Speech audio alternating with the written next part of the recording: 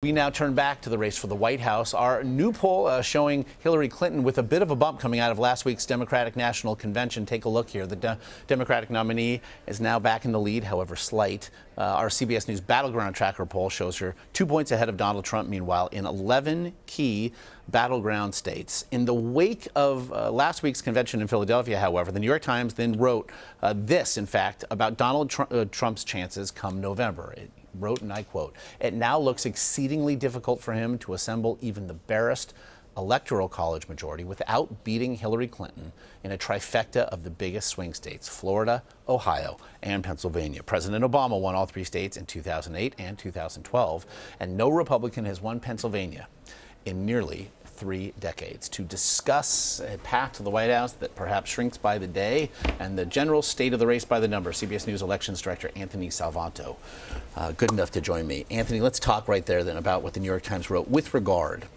to those 3 states, basically suggesting they're all going to have to go red for Donald Trump to have a shot. What do you make of it? Yeah, at this point, that's probably right. But, you know, the map follows the campaign. The campaign doesn't follow the map. Okay. And what that means is, you know, Donald Trump came out of the convention and all the poll numbers were showing that while Republicans were starting to consolidate around him, they were coming on board, he wasn't making any gains with the kinds of voters he would need to expand that typical Republican map.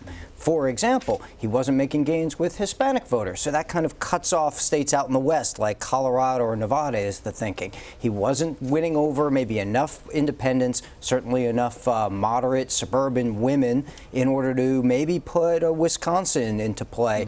We thought he might get a little closer in Iowa and Michigan. He still might. Well, so what about Michigan specifically? Can you swap one of the big 3 out, put Michigan in, and still see a chance for him there? Yeah, you could. But the overall story out of this, and that's why you focus so much on Ohio, so much on Pennsylvania, and to a certain extent on Florida, is that Donald Trump's core support right now is coming from white voters without college degrees, the kinds of folks who have been, because demos always tell a story. It's the kind of folks who have been really hurt by this economy. They complain that their jobs have been shipped overseas and their incomes have declined. And we're seeing the divide here, 51 to 33. Interestingly, though, white voters with college degrees. Yeah. Look at these numbers. It has, they swing wildly. They swing back. Yeah, they swing back towards Clinton.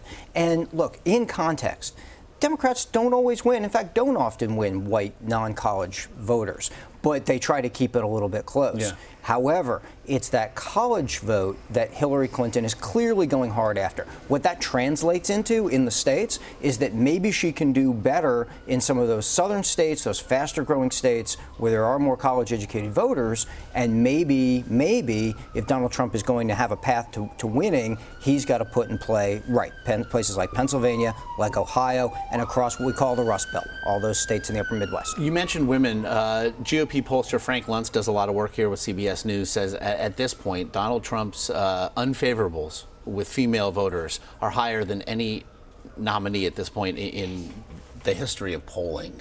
Is this a demographic that has just run away and hid, never to return? Well, again, what does that number tell you in terms of a story, right? Now, Democrats don't always win women. In fact, Democrats do often win women, but Republicans have often won men. Okay, so what they're looking at here is there are many different kinds of women, but the kinds who tend to swing, if they do split tickets or they do swing, tend to be more moderate.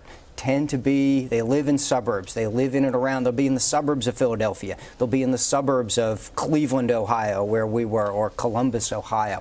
And those places, if Donald Trump can make some inroads there, maybe he puts that in play.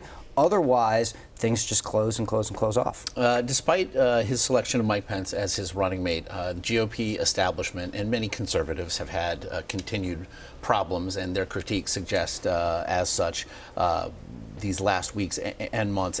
Coming out of these conventions, however, I was struck by a number in particular.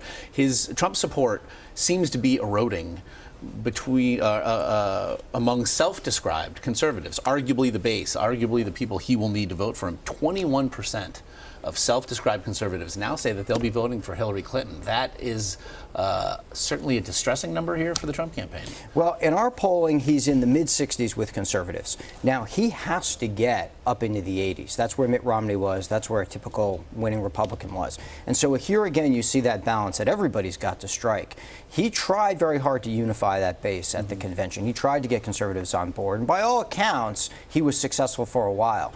But I think the thing to watch now going forward is as party leaders come out and say, well, we don't agree with this thing he said, well, we don't agree with that thing he said, do folks start to take their cues from them? I do not think that they will swing immediately over to Hillary Clinton. In fact, in the polling, we have seen very few people go directly to Hillary Clinton. They don't like Hillary Clinton. What they may do is say, I'm going to wait. I'm going to sit this one out. Okay. Maybe a third party, maybe let's just wait and see. Quickly, where's the number with regard to likely Republican voters? Again, heading into Cleveland just a couple of weeks ago, it was between 75 and 80%, but that number needed to be into the 90s as well. Where do we see that number right now?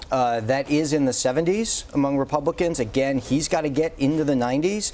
And again, that tells the story of the map, because you have to win the base in an America where most Democrats vote for Democrats, so most Republicans have to vote for Republicans if he's going to have a chance. So a big collective wait and see, even from arguably the supporters he needs to be the most staunch.